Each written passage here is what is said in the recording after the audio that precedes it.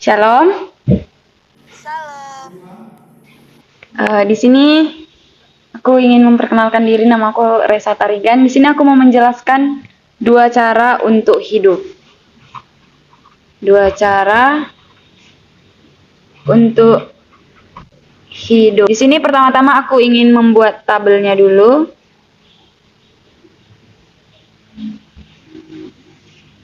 Yang pertama, Tuhan menciptakan bumi beserta isinya. Setelah itu Tuhan menciptakan manusia untuk berkuasa di bumi ini di bawah otoritasnya Tuhan yang terdapat di Wahyu 4 ayat 11 yang isinya, ya Tuhan dan Allah, kau layak menerima puji-pujian, hormat dan kuasa, sebab engkau telah menciptakan segala sesuatu dan oleh karena kehendakmu semuanya itu ada dan diciptakan.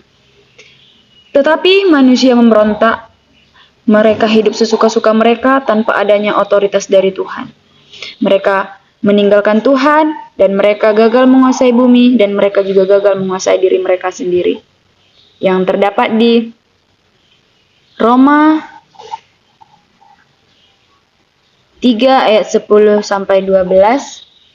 Seperti ada tertulis, tidak ada yang benar seorang pun tidak ada seorang pun yang berakal budi, tidak ada seorang pun yang mencari Allah. Semua orang telah menyeleweng, mereka semua tidak berguna, tidak ada orang yang berbuat baik, seorang pun tidak. Setelah itu, Tuhan tidak tinggal diam.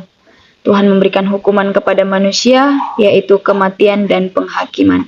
Yang terdapat di Ibrani 9 ayat 27, dan sama seperti manusia ditetapkan untuk mati satu kali saja, dan sesudah itu dihakimi.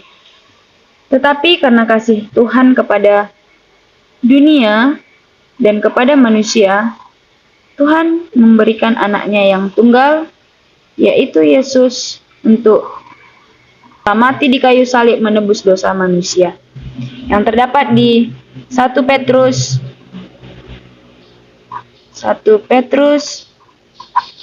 3 ayat 18, sebab juga Kristus telah mati sekali untuk segala dosa kita, ia yang benar untuk orang-orang yang tidak benar, supaya ia membawa kita kepada Allah, ia yang telah dibunuh dalam keadaannya sebagai manusia, tetapi yang telah dibangkitkan menurut roh.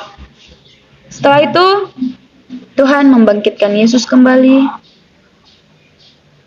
untuk hidup kembali menjadi sebagai penguasa dunia. Yesus telah mengalahkan maut, sekarang telah memberi hidup yang baru. Yang terdapat di 1 Petrus 1 ayat 3, terpujilah Allah dan Bapa Tuhan kita Yesus Kristus, yang karena rahmat-Nya yang besar telah melahirkan kita kembali oleh kebangkitan Yesus Kristus dari antara orang mati kepada suatu hidup yang penuh pengharapan. Inilah dua cara hidup. Yang pertama itu, hidup sesuka-suka kita tanpa adanya otoritas dari Tuhan, yang hasilnya adalah kematian dan penghakiman. Dan yang kedua itu, hidup bersama Yesus, yang hasilnya adalah hidup yang kekal dan mendapatkan pengampunan yang daripada Tuhan. Yang terdapat di Yohanes 3 ayat 36, barang siapa percaya kepada anak, ia beroleh hidup yang kekal, tetapi barang siapa tidak taat kepada anak, ia tidak akan melihat hidup, melainkan murka Allah tetap ada di atasnya. Itulah dua cara hidup. Mana kakak pilih, yang pertama atau yang kedua? Bersama Yesus.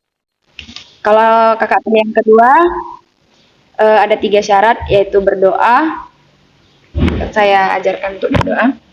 Apa yang baik, aku berterima kasih Tuhan karena Engkau telah melahirkan aku kembali, Engkau telah mengampuni dosaku, Engkau tidak memperhitungkan dosaku lagi. Mulai saat ini aku menjadi lahir baru dalam nama Tuhan Yesus. Amin. Dan yang kedua itu, taat kepada Tuhan, dan yang ketiga, percaya kepada Tuhan. Itulah dua cara untuk hidup. Terima kasih, Kak.